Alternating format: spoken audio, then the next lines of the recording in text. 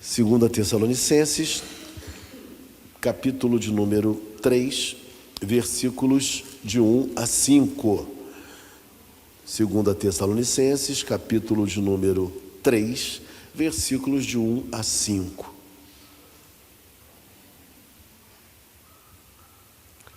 Amém? Todos acharam? Farei a leitura dos versos de 1 a 5.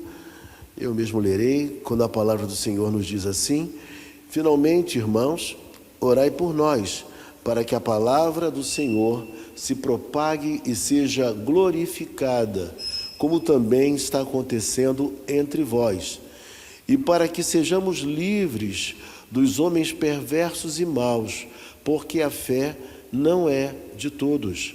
Todavia, o Senhor é fiel, Ele vos confirmará e guardará do maligno. Nós também temos confiança em vós no Senhor, de que não só estáis praticando as coisas que vos ordenamos, como também continuareis a fazê-las. Ora, o Senhor conduza o vosso coração ao amor de Deus e à constância de Cristo. Oremos. Ó Deus amado, nós queremos te agradecer nesta manhã pela tua palavra, que foi lida diversas vezes aqui, pelos louvores que foram entoados, ó Deus, pelas orações que foram alçadas ao teu trono de graça. Nós queremos te agradecer pelos dízimos e ofertas também.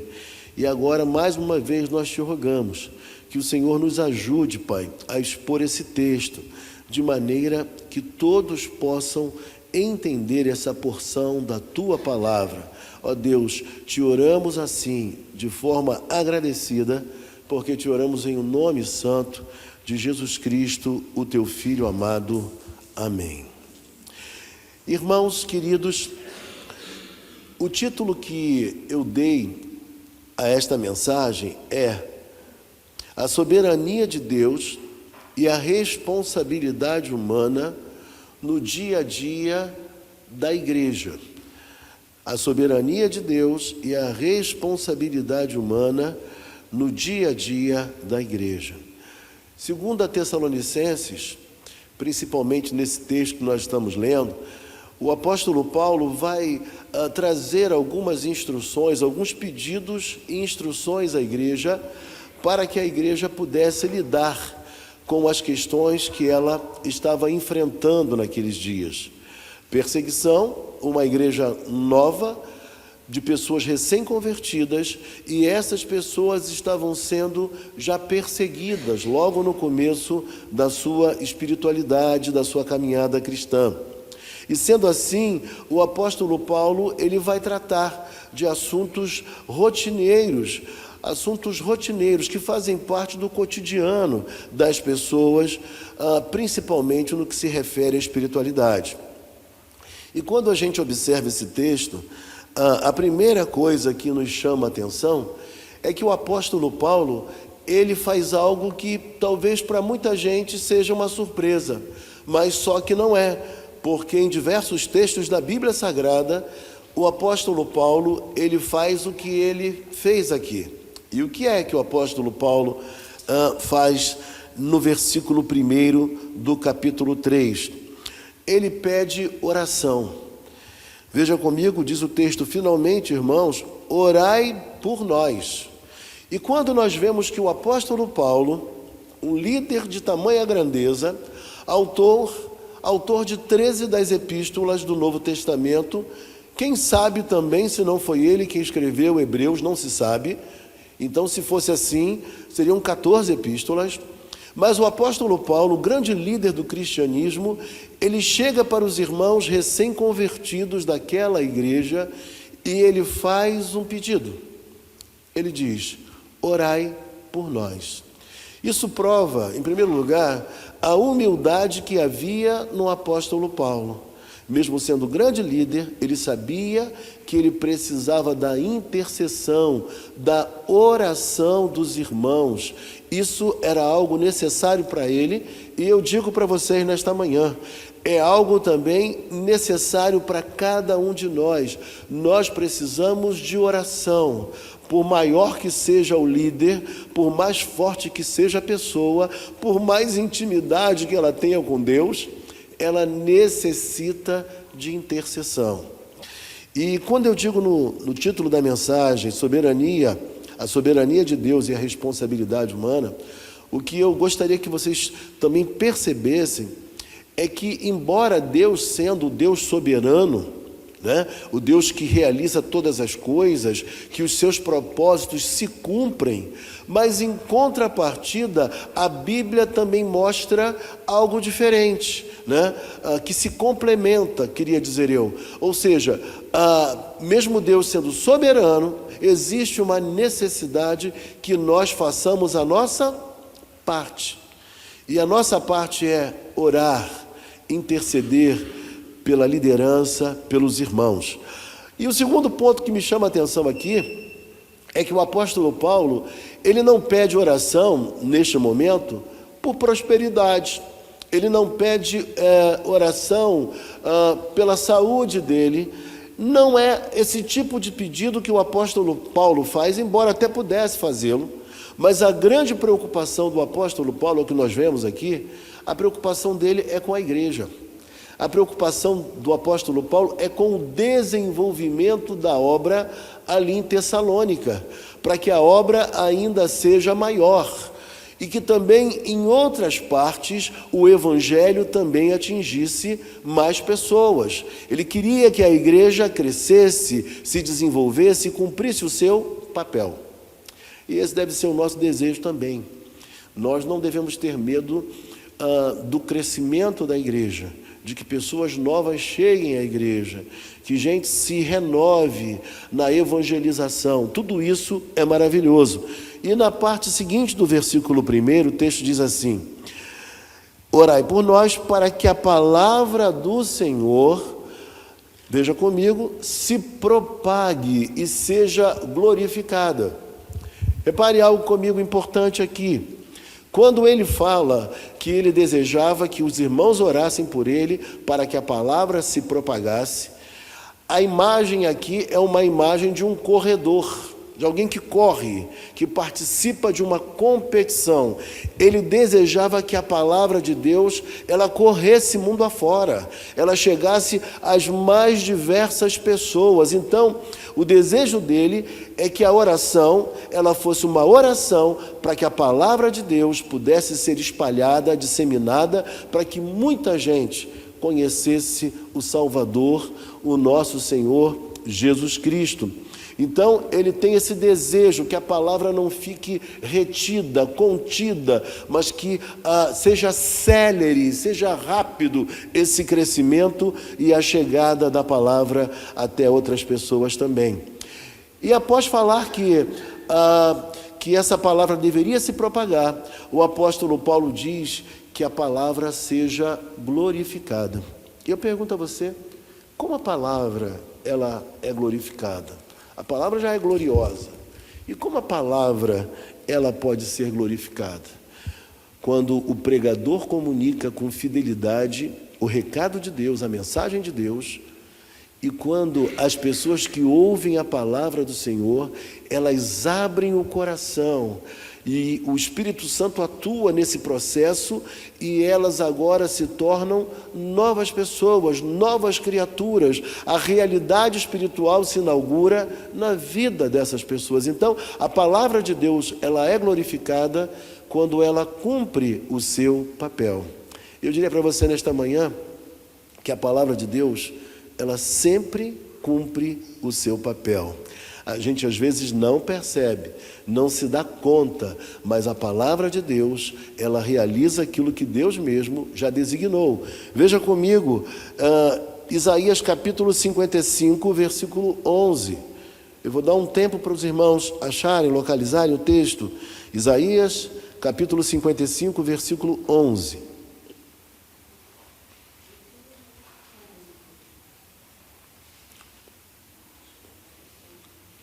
Isaías 55, versículo 11, amém?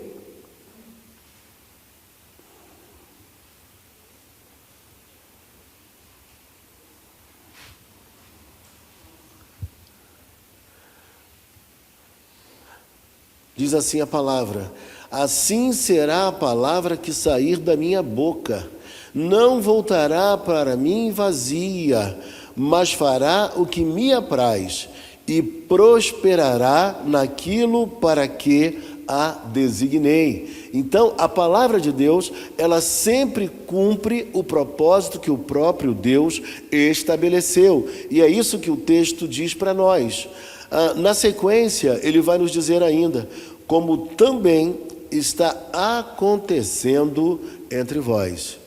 E aqui, Paulo deixa mais claro o porquê ele estava orando. Vocês devem lembrar que em Tessalônica a palavra chegou, uma igreja surgiu em apenas 3 semanas, mas agora o apóstolo Paulo está em Corinto, enfrentando todas as dificuldades do trabalho em Corinto. E ele pede a Deus uma coisa: que os irmãos orem a Deus por uma coisa, para que assim como aconteceu em Tessalônica, um crescimento, um avivamento, da mesma forma também acontecesse em Corinto. A vontade do apóstolo Paulo é que as pessoas se convertessem, que o trabalho fosse bom e fosse bem, que muita gente pudesse ter vida nova. E esse é o grande anelo do coração do apóstolo Paulo. E por que Paulo ora desse jeito? Sendo ele um homem tão culto, tão preparado, um homem com muita destreza para comunicar a palavra. Mas o texto vai nos mostrar agora algo muito sério que acontece conosco hoje, assim como aconteceu com ele também. Veja no verso de número 2: e para que sejamos livres dos homens perversos e maus, porque a fé não é de todos. A fé não é de todos. Paulo está dizendo o seguinte: olha, eu estou pedindo que vocês orem para que o trabalho se desenvolva também em Corinto, que a obra possa crescer e se desenvolver, mas saibam de uma coisa: eu peço oração para que sejamos livres, desimpedidos, que não encontremos uma oposição tão ferrenha daquelas pessoas que são más, porque elas se interpõem no meio do crescimento da igreja, da pregação do evangelho, e elas acabam por atrapalhar o crescimento do evangelho. Paulo sabia que muita gente dentro do judaísmo, e até mesmo algumas ideias perniciosas dentro da própria igreja, se constituíam impedimentos para que a igreja pudesse crescer, que o evangelho verdadeiro chegasse ao coração das pessoas. Portanto, o apóstolo Paulo pede oração para que eles se vissem completamente livres desse tipo de gente. Eu queria que você visse comigo Tito, capítulo 1, versículo 1. Abra, por favor.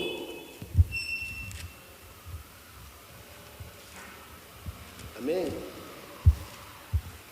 E se você achar, pode ler. Amém?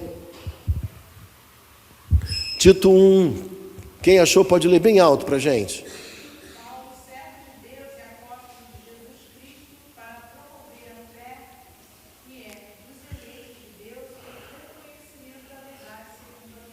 Veja comigo que o texto diz que a fé que é dos eleitos. A fé, ela não é de todos. A fé, ela é dos eleitos. E aqueles que não têm fé, não têm essa fé dos eleitos, eles atrapalham o caminhar da igreja. A igreja sempre viveu perseguições externas e perseguições internas. A igreja sempre viveu essa realidade. Portanto, o apóstolo Paulo está apresentando aqui uma dupla ação. Em primeiro lugar, a ação soberana de Deus abençoando a obra. E, em segundo lugar, a ação humana. Nós precisamos interceder para que a obra vá bem e que o nome de Cristo seja glorificado. E aí o texto vai nos dizer assim, versículo de número 3. Todavia, o Senhor é fiel, Ele vos confirmará e guardará do maligno. Quando Paulo ele escreve aqui, ele tem algumas preocupações. Quais são as preocupações que Paulo tem? Paulo se preocupa com algumas coisas que poderiam acontecer. Aqueles irmãos, em meio à perseguição, eles poderiam esmorecer. Aqueles irmãos enfrentando lutas de sabores, eles poderiam também ficar pelo caminho. Era um receio também do apóstolo Paulo, ou melhor, um cuidado do apóstolo Paulo com essa situação. Então, por conta disso, o apóstolo Paulo diz que Deus, ele é fiel, ou seja, Deus é soberano e nós sabemos que ele é fiel, soberania de Deus. E ele diz, ele vos confirmará, ou seja, como que os eleitos são confirmados? O que evidencia que uma pessoa é eleita? Nós falamos disso já semanas atrás. Nós vimos algumas marcas na igreja de Tessalônica. A primeira delas, a igreja tinha um amor abnegado. A igreja tinha uma fé operosa. A igreja tinha esperança. E boa parte da igreja permanecia firme nos caminhos do Senhor. Uma das marcas de pessoas eleitas é a permanência no caminho do Senhor. Apesar das lutas, das dificuldades e das pressões, a pessoa não desanima, ela não arreda o pé, ela permanece firmada naquilo que Deus tem por fazer. E aí o texto nos fala que é Deus quem confirma e é Ele quem nos guarda do maligno. O texto está dizendo para a gente que, por mais que nós sejamos capazes e fortes, por mais que sejamos espirituais, nós precisamos da ação de Deus para guardar a nossa vida. Nós só permanecemos no caminho de Deus, só perseveramos no caminho de Deus, porque o próprio Senhor Deus persevera comigo e contigo. Senão, nós iríamos nos extraviar pelas lutas, pelas dificuldades, pelas tentações que envolvem a vida humana. E aí, quando a gente olha para o texto, no versículo de número 4, o texto vai nos dizer assim: nós também temos confiança em vós no Senhor. Nós também temos confiança em vós no Senhor. Repare comigo uma coisa. Paulo não está dizendo que ele tinha confiança única, exclusivamente nos irmãos. Compreende? Paulo não está dizendo assim, olha, eu confio em vocês porque vocês são tão espirituais, vocês são tão fortes, que vocês vão se sair muito bem por vocês. Não é essa a ideia que o apóstolo Paulo passa aqui.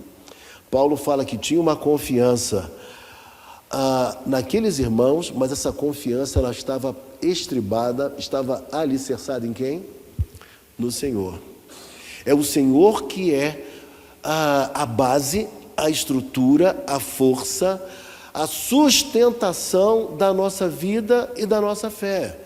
Paulo está dizendo para nós com muita clareza que ele confiava que ao mesmo tempo Deus estaria com eles, guardando do maligno, os protegendo, os sustentando. Mas aí entra a parte deles também. O que Deus fez com a sua vida e com a minha vida quando nós conhecemos a Jesus Cristo? Deus mudou o nosso coração. O Senhor renovou a nossa vontade. Se a nossa vontade até então era inclinada para o pecado, agora a nossa vontade ela é uma vontade sujeita à vontade de Deus. A nossa vontade agora é a vontade de Deus. Nós queremos as coisas santas, nós queremos as coisas espirituais, as coisas da fé.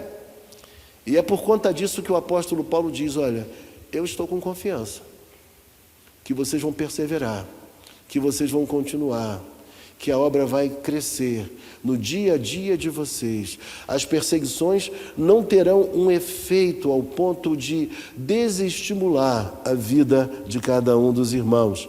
E aí o texto nos diz assim, olha comigo o versículo 4, de que não só estáis praticando as coisas que vos ordenamos, como também continuareis a fazê-las. Aqui um ponto importante. Nós sabemos que tem pessoas que começaram bem, mas terminaram mal. Existem pessoas que começam bem, mas no meio do caminho elas esmorecem. Diante das pressões, das lutas, dificuldades, elas ficam pelo caminho. É o que acontece. Mas nesse caso aqui, o apóstolo Paulo está dizendo que aqueles irmãos continuariam, eles não ficariam pelo caminho porque eles eram eleitos e Deus estaria com eles no cotidiano, no dia a dia, em meio às dificuldades. Essa ideia de continuar naquela mesma prática, apesar de toda a luta e de toda a perseguição, nos lembra, em primeiro lugar, a pessoa de Jesus Cristo. Jesus Cristo, apesar de todo o sofrimento que ele passou, de toda a dor, do Calvário, da cruz, dos momentos de solidão como no Getsêmani, o que aconteceu com Jesus Cristo? Ele permaneceu firme até o final. Não foi assim que aconteceu com Jesus Cristo? Ele permaneceu firme até o final. Ele tinha um propósito, ele sabia qual era a sua missão e ele não queria voltar atrás de maneira alguma, mas sim cumprir o seu papel até o último dia, até a sua crucificação. E quando a gente olha para essa igreja, e a gente vê que o grande exemplo para essa igreja era Jesus Cristo, nós vemos também que o próprio apóstolo Paulo era um exemplo para aquela igreja. Quando nós lemos Filipenses capítulo 4, o apóstolo Paulo diz que ele aprendeu a viver contente em toda e qualquer situação. Ou seja, o apóstolo Paulo apanhou, o apóstolo Paulo foi expulso de cidades, o apóstolo Paulo foi abandonado por muita gente, mas o apóstolo Paulo ficou firme no seu propósito, porque ele sabia qual era a sua missão e onde Deus queria que ele chegasse. Aí quando chega no capítulo 4 de Filipenses, versículo 13, ele fala algo que todos nós sabemos de cor, que encontramos até de maneira distorcida em muitos lugares por aí, né? Mas o apóstolo Paulo diz o quê? Tudo posso naquele que me fortalece. Ou seja, tudo posso naquele que me fortalece. Paulo está dizendo que passar por todas essas situações da vida se tornou possível porque ele tinha de fato Deus com ele, o Pai com ele, e ele sabia que ele conseguiria chegar até o final, porque o seu propósito era esse. Ele era um servo de Deus, o apóstolo Paulo era servo de Jesus Cristo, e ele sabia que o ser divino estava com ele. E aí, irmãos, a gente também pensa numa coisa. Depois de tudo isso, quando chega em 2 Timóteo, capítulo 4, versículo de número 7, o apóstolo Paulo traz aquela declaração que nós também sabemos de cor, e você vai me ajudar. Combati o bom, completei e guardei a fé. O apóstolo Paulo, ele finalmente faz essa declaração, ou seja, eu cumpri, eu passei por todas as coisas, mas eu consegui em Deus guardar a minha fé. E era essa certeza que aquela igreja precisaria ter. Aqueles irmãos não estavam prontos nem acabados, porque o próprio apóstolo Paulo diz em Filipenses que aquele que começou a boa obra há de completá-la até o dia de Cristo Jesus.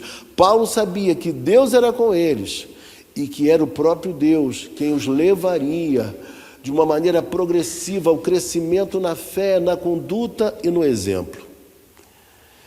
E aí, olhando para o texto ainda, a palavra do Senhor nos fala assim, versículo de número 5.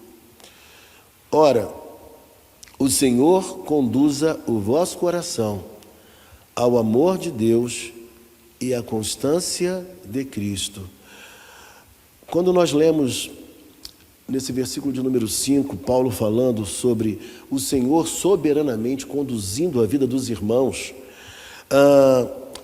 levando o coração deles ao amor de Deus, é como se Paulo dissesse, não se esqueçam o quanto Deus amou vocês, o quanto Deus fez por vocês. Não se esqueçam, por exemplo, de um texto maravilhoso que não há como esquecer, e de vez em quando eu cito, Romanos capítulo 5, versículo 8. Mas Deus prova o seu próprio amor para conosco, pelo fato de ter Cristo morrido por nós, sendo nós ainda pecadores. Paulo está dizendo e reafirmando: vocês são amados por Deus, e Deus amou tanto vocês, que enviou o seu Filho, Jesus Cristo, para morrer no lugar de cada um de vocês. Irmãos, isso é glorioso, e com essas palavras o apóstolo Paulo está fomentando esperança, ânimo, para que aqueles irmãos continuassem a enfrentar todas as lutas e dificuldades do tempo presente, de olho também na vida futura, na glória que estava por vir quando chegasse o novo céu e a nova terra. O apóstolo Paulo sabia que muita gente ali poderia se desviar do caminho, se apostatar. Ele sabia que muitas pessoas poderiam se fragilizar diante de tamanhas lutas. Mas ele diz que Deus iria conduzir, versículo 5, o vosso coração ao amor de Deus e à constância de Cristo. Se Deus amou o mundo de tal maneira que deu o seu Filho unigênito para que todo aquele que nele crê não pereça, mas tenha a vida eterna, por que temeremos? Por que temeríamos? Por que iríamos ficar pelo caminho? Nós temos uma viva esperança a nos guardar. Se Cristo, Jesus Cristo, ele foi constante até o final, nós também podemos ser constantes com a sua força, com o seu poder movendo a nossa vida. Essa palavra constância, aqui no final do versículo 5, ela traz a ideia de paciência. Constância aqui não é somente permanecer, mas é a ideia de paciência diante de momentos extremamente difíceis e complicados da nossa vida. Você já viveu um momento complicado na sua vida? Por certo, sim, eu também já vivi. Mas o que nos leva a enfrentar esses momentos de muita dificuldade, muita pressão, é justamente a nossa fé e nos mantendo firmes em Deus na constância, na paciência, que apesar de todas as lutas, todos os dissabores, todas as agruras que a vida nos impõe, nós sabemos que Deus é conosco e ao final de todas as coisas, nós receberemos a coroa da vida. É importante que a gente entenda que o sofrimento, que a luta, ela faz parte da vida cristã. Não há um cristão que não passe por lutas, ainda que ele não esteja passando no dia de hoje, mas um dia ele vai passar também por lutas. E é assim que o apóstolo Paulo tenta nos encorajar. Ele fala, ele diz que nós precisamos caminhar, porque algo maravilhoso está por nos aguardar ainda quando Cristo, o nosso Senhor, retornar. Porque Ele é o Alfa e Ele é o Ômega. Ele é o princípio e Ele é o fim. Ele é aquele que idealiza, mas Ele também é aquele que conclui. Ele é o Alfa e Ele é o Ômega. Todas as coisas estão debaixo do seu senhorio. E nós precisamos ter essa certeza, essa convicção nesta manhã, que Deus é conosco. Mas, para terminar, é importante que a gente entenda que, por um lado, nós temos a soberania de Deus guiando a nossa vida e a nossa história. Isso é maravilhoso, saber que Deus tem planos, projetos, realizações para com a nossa vida. Mas nós sabemos também que, em contrapartida, nós também temos a nossa responsabilidade humana. Deus quer fazer muitas coisas. Ele levanta pessoas para estas atividades, mas são as pessoas que, de maneira resoluta, confiante, que executam no dia a dia da igreja aquilo que Deus quer realizar na história. Nós estamos orando por Niterói. Niterói é a nossa cidade. Nós desejamos que o crescimento e o alcance do Evangelho atinja as pessoas da nossa cidade. Por quê? Em primeiro lugar, porque Deus nos colocou aqui. Nós amamos este lugar. Nós amamos as pessoas com as quais nós convivemos. Nós temos sonhos para a nossa família neste lugar, nesta cidade. Então nós precisamos orar por ela, mas não apenas orar, nós precisamos ir ao encontro das pessoas, evangelizando, falando de Cristo, as amando com profundidade, trabalhando para Deus, para que a realidade à nossa volta não seja tão perversa, que as nossas ruas não estejam tão violentas como estão, para que tanta gente jogada pelas calçadas não fiquem mais vivendo dessa maneira, presas aos vícios, mas que essa estrutura perversa caia por terra e que pessoas possam se encontrar com Cristo e, a partir de então, viver uma nova vida, uma vida completamente diferente. Nós não podemos cruzar os braços, nós não podemos aceitar as coisas como elas estão. A Bíblia nos ensina que nós somos agentes de transformação da parte de Deus para este mundo. Tudo aquilo que está ruim precisa melhorar. Tudo aquilo que está caótico pode melhorar. E a Igreja do Senhor, ela exerce um papel muito significativo através da oração, através da pregação do Evangelho e dentro das suas condições também, até mesmo assistindo aqueles que estão numa situação desfavorável. Amém? Então, nesta manhã, eu queria que os irmãos saíssem daqui pensando justamente nesse papel do cotidiano da vida da igreja. Nós temos esse papel de comunicar a mensagem de Cristo a toda criatura e de orar também para que a sua palavra ela se propague com muita rapidez no entorno da nossa igreja, aonde nós trabalhamos, aonde nós estamos situados. Eu quero orar por você nesta manhã, você que deseja se lançar, se colocar na mão de Deus, para servi-lo, pregando o Evangelho, para servi-lo, orando também por sua igreja. Eu quero pedir a Deus por você nesta manhã. Você que de repente fala, eu quero evangelizar aquela minha amiga, Deus já colocou no meu coração de evangelizar aquele vizinho, mas eu me sinto um pouco acanhado ou acanhada, eu quero orar por vocês. Amém? Vamos orar?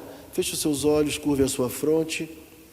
Senhor Deus e Pai, queremos te agradecer, ó Deus, pela tua palavra nesta manhã. Queremos, Pai, te agradecer porque é o Senhor que nos chama, porque a nossa fé é a fé dos eleitos. Aqueles que não são eleitos, eles não compreendem e acabam servindo de instrumentos do maligno para prejudicar o andamento da tua causa. Nós queremos te rogar, Senhor Deus, que a tua igreja possa interceder para que a tua palavra corra e ela venha cumprir o papel devido na vida de cada pessoa, Pai. Ó Deus, que vive e que mora nesta cidade. Nós queremos te pedir, ó Deus, que o Senhor também dê a nós a coragem, a destreza, para ter uma palavra temperada ao coração daqueles que sofrem, daqueles que estão em nosso caminho, Pai. E assim falar do amor de Jesus Cristo, o único que pode trazer vida ao coração humano, o único que traz vida, a vida eterna, que traz novos valores, que renova a mente do ser humano. É assim que nós te oramos, Pai, nesta manhã, e que a nossa igreja possa ser uma igreja intercessora, Pai. Ó Deus, e ao mesmo tempo evangelizadora. É assim que nós te oramos e te agradecemos por tudo, porque te oramos em o nome santo de Jesus Cristo. Amém. Recebei a bênção, vamos ficar em pé.